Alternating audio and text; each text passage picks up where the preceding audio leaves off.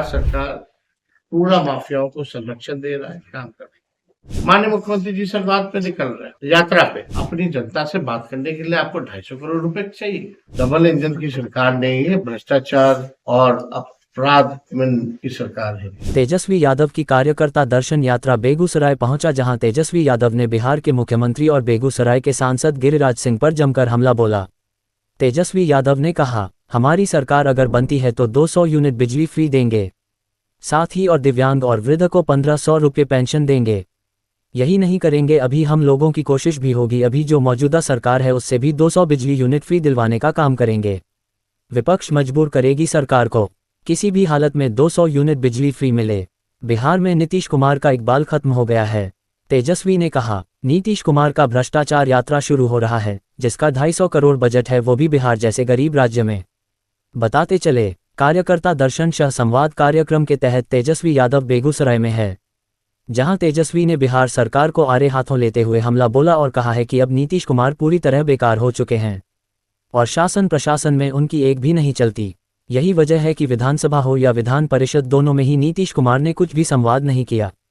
साथ ही साथ उन्होंने कहा है कि यदि आरजेडी की सरकार बनती है तो सामाजिक सुरक्षा पेंशन योजना को 400 से बढ़कर 1500 करेगी तथा बिहार में 200 यूनिट तक फ्री बिजली मुहैया कराएगी। इतना ही नहीं, विपक्ष में रहते हुए भी बिहार वासियों के लिए 200 यूनिट तक बिजली फ्री करने के लिए लगातार संघर्ष करती रहेगी।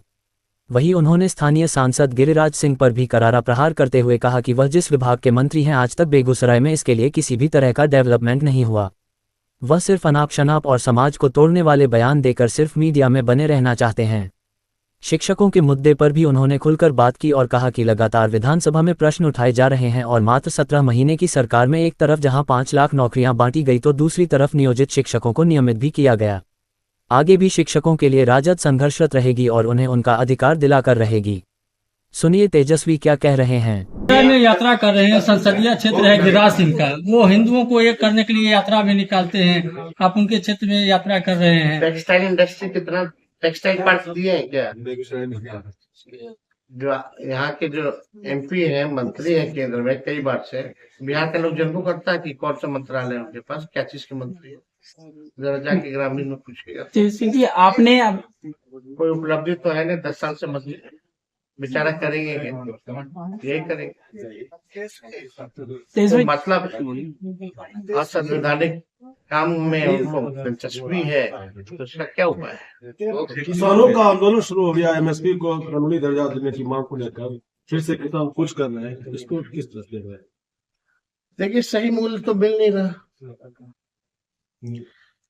ये तो मोदी जी से पूछना चाहिए कि 22 तक सबका आय दुगुना कर देंगे, 24 हो गया, तीसरा टर्म चला रहे, बताइए कौन से किसान का आय दुगुना हुआ?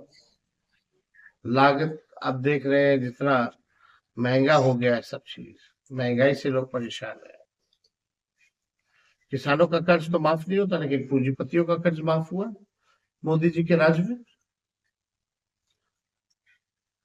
किसान आंदोलन दिल्ली में हुआ, हरियाणा में हुआ, पंजाब में हुआ, एक बार भी माननीय मोदी जी प्रधानमंत्री किसानों से बात हुई है, चर्चा की है? कोई चर्चा, कोई बात नहीं। और मंडी तो माननीय नीतीश कुमार जी ने खत्म की है बिहार से। ये व्यवस्था जो थी पहले, क्या लाभ हो रहा है, नुकसान हो रहा है, आप लोग के सामने ही है। तो भारी डबल इंजन की सरकार नहीं है, भ्रष्टाचार और अपराध की सरकार है। एक इंजन भ्रष्टाचार और एक इंजन जो है अपराध। ईवीएम को लेकर क्या कहेंगे? ईवीएम से बहिष्कार कर रही है कांग्रेस की, अब ईवीएम से चुनाव हम लोग नहीं चाहते हैं, बैलेट पेपर से हो। अब ईवीएम हो, कुछ भी हो जी, आप सरकारी संस्थाएं जितनी हैं उन सबको तो हाईजैक बीजेपी ने कर दिया। जितने भी आप देखिएगा संवैधानिक कॉन्स्टिट्यूशनल इंस्टीट्यूशन जितने हैं, कोई फेयर काम कर रहा है क्या? मोदी जी के हिसाब से चलते हैं। यूपी का चुनाव की तारीखें बदल दी जाती है, बाय इलेक्शन शो हुआ, ऐसा कभी हुआ था क्या? हमारे यहाँ छठ चल रहा है, तारीख बदल रहा जा रहा है वहां, तो सब लोग जान रहे हैं क्या क्या खेल हो रहा है। सत्ता में बैठे हुए लोग जो है वो भी जान रहे हैं कि क्या ये लोग करते हैं। तो अगर मुख्यमंत्री बनते हैं तो शराबबंदी को लेकर के आने वाले समय में कुछ नियम में क्या करेंगे, बदलाव या कुछ भी जब करेंगे? समय आएगा तो हम लोग बताएंगे। सर आपको सदन में ही बोले थे कि भाई ओल्ड पेंशन नियम जो है वो लागू किया जाए, और ये तो हमारे मैनिफेस्टो में है। और जब लोगों की सरकार बनेगी तो ओल्ड पेंशन नियम को हम लोग जरूर लागू करेंगे। हम लोगों का जिस कार्यक्रम में आज हम लोग बेगूसराय पहुंचे हैं, इसका मकसद और इस कार्यक्रम का जो नाम है कार्यकर्ता दर्शन सह संवाद कार्यक्रम, इसमें मकसद यही है कि जो हम लोगों के जो पार्टी का जो कैडर है, जो संगठन है, हम सब लोग जो है नेता, सब लोग जो ग्रास रूट पे, जो हमारे पंचायत लेवल पे, ब्लॉक लेवल पे, जो हमारे वार्ड लेवल पे जो हमारे वर्कर हैं, उनसे संवाद करने का कार्यक्रम है। और किस तरीके से संगठन को और विस्तार किया जाए, मजबूत किया जाए, इस मकसद से हम सब लोग यहाँ पहुंचे हैं। आप सब लोगों को पता है जो जमीनी स्तर पे रहता है, जो पंचायतों में रहता है, जो ब्लॉकों में रहता है, उन सबको वहाँ की समस्या पता है। फायदा होता है कि पूरी तरीके से कार्यकर्ताओं से तो मुलाकात होती है, साथ ही साथ उस पंचायत की, इस बूथ की क्या समस्या है, क्या दिक्कतें आती है, इस पे भी हम लोगों को जानकारी और फीडबैक जो है माननीय कार्यकर्ता सब लोग देने का काम करते हैं। और उसी के तहत जो है पूरे बिहार में ये कार्यक्रम हम लोगों का चल रहा है। जो तीसरा फेज में हम लोग यहाँ बेगूसराय पहुंचे हैं। तीसरे चरण में पूरे मुंगेर प्रमंडल में जितने जिले आते हैं वहाँ हम लोगों का दौरा है, और काफी अच्छा कार्यक्रम चल रहा है, जो फीडबैक मिल रही है। और इस कार्यक्रम के तहत ही जो लोग कई बार जो है कार्यकर्ता जो बातें कहते हैं, जो गांव ग्रामीणों को जो दिक्कतें आती है, उन समस्याओं को हम लोगों के समक्ष लाते हैं। और इसी के तहत हम सब लोगों ने निर्णय भी लिया है, और हम लोगों ने तय किया है हमारी पार्टी में कि जिस प्रकार से जो सामाजिक सुरक्षा जो पेंशन है मात्र 400 रुपए जो है मिलता है, चाहे दिव्यांग हो हमारे, या जो विधवा बहनें हैं, माताएं हैं, उनको मात्र सुरक्षा पेंशन में जो है 400 रुपए मिलता है। हम लोगों ने तय किया है कि सुरक्षा पेंशन योजना और जो वृद्ध पेंशन जो है, जो बुजुर्गों का जो है वृद्धा पेंशन, उसको हम लोग जो है बढ़ा करके, अगर हमारी सरकार बनती है तो 1500 रुपए हम लोग जो है तय किया है कि इसको करेंगे। और लोगों की मांग है, कई बार लोग जो है दरखास्त करते हैं, और हमको लगता है कि एकदम पॉसिबल है। जिस प्रकार से हम लोगों ने 10 लाख नौकरियों का वादा नहीं प्रण लिया था, और केवल 17 महीने में 5 लाख लोगों को सरकारी नौकरी दी, 3.5 लाख नौकरियां प्रक्रियाधीन हम लोगों ने कराया। और उस समय हमारे चाचा माननीय मुख्यमंत्री जी कहते थे कि असंभव है 30 में, कहाँ से लाएगा पैसे, लेकिन उन्हीं के हाथों हमने 5 लाख लोगों को नियुक्ति पत्र वितरण कराने का काम किया। बिहार गरीब राज्य है, पिछड़ा राज्य है, गरीबी है, पलायन है, महंगाई से लोग जो है परेशान है, बेरोजगारी सबसे बड़ा जो है मुद्दा है। इसके तहत जो है हम सब लोग बिहार घूम रहे हैं और लोगों से फीडबैक ले रहे हैं। पता चल रहा है कि लोग जमीन सर्वे से जो लोग हैं परेशान है, स्मार्ट मीटर बिजली के बिल से लोग जो है परेशान है। और हम लोगों को तब एहसास हुआ कि इसमें हम लोगों को सदन से सड़क तक आवाज उठाना चाहिए। स्मार्ट मीटर के तहत हम लोगों ने सदन में भी इस सवाल को उठाया और सड़क पर भी इस सवाल को उठाया, और हम लोगों ने कई बार कहा है कि 200 यूनिट फ्री बिजली अगर हमारी सरकार बनती है तो 200 यूनिट फ्री में बिजली हम लोग देंगे। और यही नहीं करेंगे, अभी हम लोगों की कोशिश भी होगी कि अभी जो मौजूदा सरकार है उससे भी 200 फ्री यूनिट बिजली जो है हम लोग दिलवाने का काम करें। और मुझे लगता है कि इसमें हम विपक्ष मजबूर करेगा सरकार को कि किसी भी हालत में 200 यूनिट फ्री बिजली लोगों को मिले और स्मार्ट मीटर से भी जो परेशानी जो लोगों को हो रही है इस समस्या का हल हो। देखिए, हम लोग मुद्दे की बात करते हैं, पढ़ाई, दवाई, कमाई, सिंचाई, सुनवाई और कार्रवाई वाली सरकार चाहते हैं। माननीय मुख्यमंत्री जी का इकबाल जो है अब खत्म हो चुका है। अब माननीय मुख्यमंत्री बिहार नहीं चला पा रहे हैं, थके हुए हैं। कुछ चंद अधिकारी हैं, कुछ चंद उनके आसपास जो लोग हैं, उनका चेहरे का केवल इस्तेमाल कर रहे हैं। भाषण देने से भी मना कर दिया गया।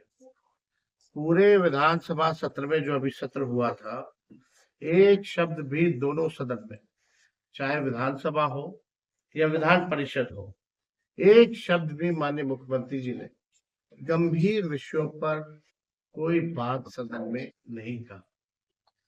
ये पहली बार ऐसा हुआ। ये क्यों हुआ है, क्या है? मुख्यमंत्री सदन के नेता होते हैं, सबकी अपेक्षा होती है, उम्मीदें होती है कि गंभीर से गंभीर मसले, जो जनता की जो समस्याएं हैं या जो विपक्ष जिन मुद्दों को उठा रहा है उस पर कुछ वक्तव्य दें। लेकिन माननीय मुख्यमंत्री जी हर एक इशू पर उन्होंने चुप्पी साधी हुई है। अब वो बोलने नहीं दिया जा रहा है या क्या कारण है, ये तो वही बता पाएंगे। लेकिन हम सब लोग देख रहे हैं कि जिस हिसाब से प्रशासन चल रहा है, पूरे बिहार में अफसरशाही जो है लागू हो चुकी है। ब्लॉक, थाना चले जाइए, भ्रष्टाचार ही भ्रष्टाचार है। बिना घूस के कोई काम नहीं हो रहा। अपराध जो है लगातार जो है बढ़ता जा रहा है। अपराध का तो हम लगातार जो है बुलेटिन जारी करते हैं। कितने वारदात हो रहे हैं, हत्या, लूट, अपहरण, रेप जैसे मामले हैं, लेकिन पुलिस जो है पूरी तरीके से फेल हो चुकी है। कोई भी पीड़ित परिवार है या पीड़ित व्यक्ति है, उसको इंसाफ ये लोग नहीं दिला पा रहे हैं। इन्वेस्टिगेशन के नाम पे जीरो है। कोर्ट जाते जाते तो जो अपराधी भी होता है वो भी बड़ी हो जाता है। ये स्थिति बनी हुई है। तो पूरे बिहार में आप देखिएगा, मौजूदा जो सरकार है, हम लोगों की अपेक्षा थी चलो भाई माननीय मुख्यमंत्री जी अब जो है इतनी सीटें ले आए कि मोदी जी प्रधानमंत्री बन गए। आज भी देखिएगा कि जो समर्थन जो नीतीश कुमार जी का है, समर्थन के अब तो सरकार के पार्ट है।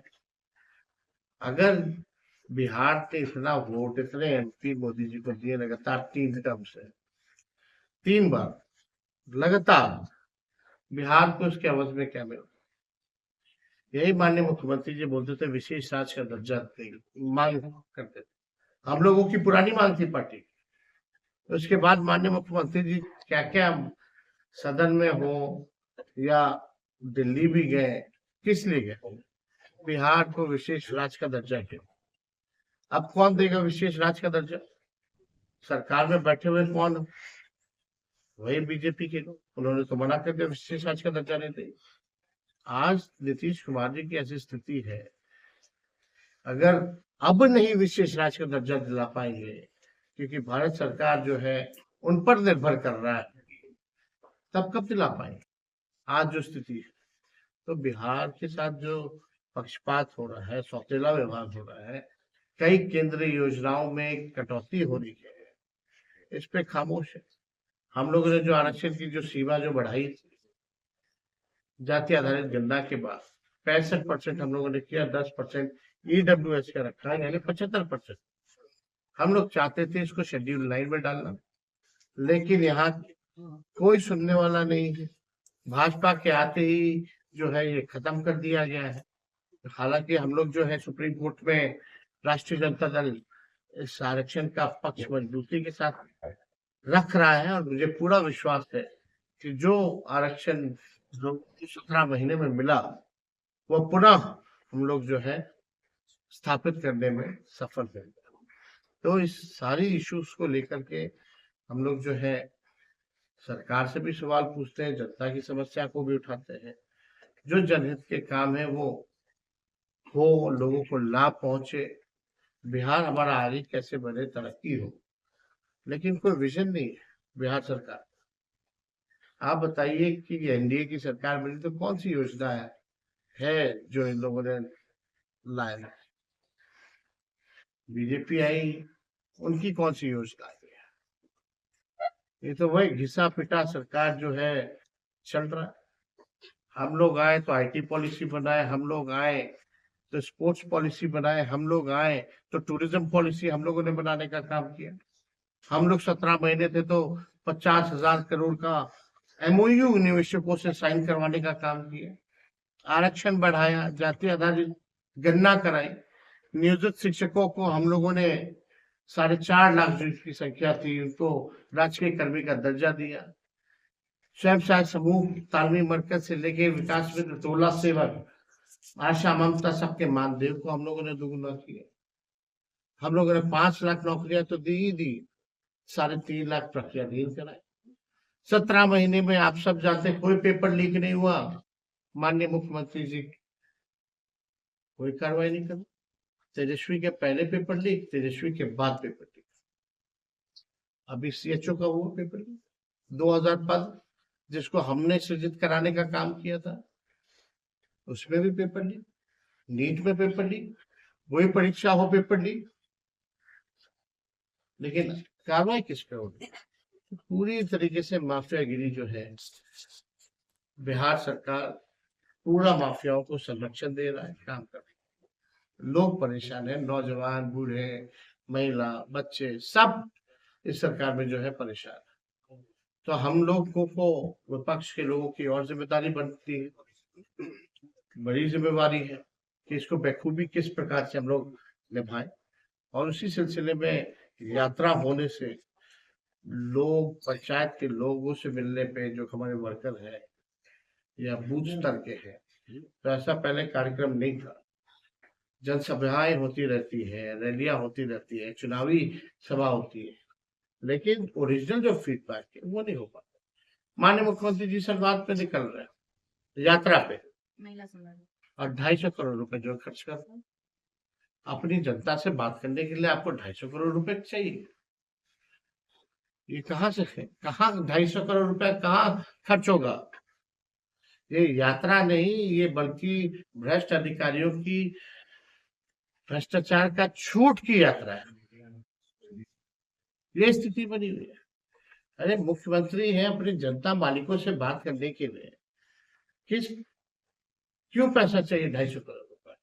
आप कहते हो बिहार गरीब राज्य है और अपने यात्रा पे 250 करोड़ रुपए खर्च कर रहे हैं, और ये भी नहीं कि हर जिले जा रहे हैं। मान लीजिए मुंगेर आए हैं तो खगड़िया, बेगूसराय के लोगों को बुला लिया, और जाने वाले कौन लोग हैं, कितने लोग हैं? 1-2 घंटे में क्या 3 जिलों के लोगों की समस्याएं हल हो जाएगी? सब बात हो जाएगी। 3 जिले का 1 घंटे में आप निपटारा कर दीजिएगा, 250 करोड़ रुपया खर्च किस चीज के लिए? ये तो हम लोग जानना चाहते हैं। बिहार के गरीबों का, जनता का पैसा है, कहाँ खर्च कर रहे हैं? तो ये सारे मुद्दे हैं जिसको लेकर के हम लोग सब लोगों से बात कर रहे हैं, और जहां भी जरूरत पड़ रही है हमारी पार्टी सब लोगों के साथ खड़ी है। आंगनबाड़ी बहनें जो है वो उनकी समस्याएं हैं, और हम लोग जरूर उनकी समस्याओं का निदान कराने में सफल रहेंगे आगे। तो और कोई सवाल अगर आप लोगों का होगा तो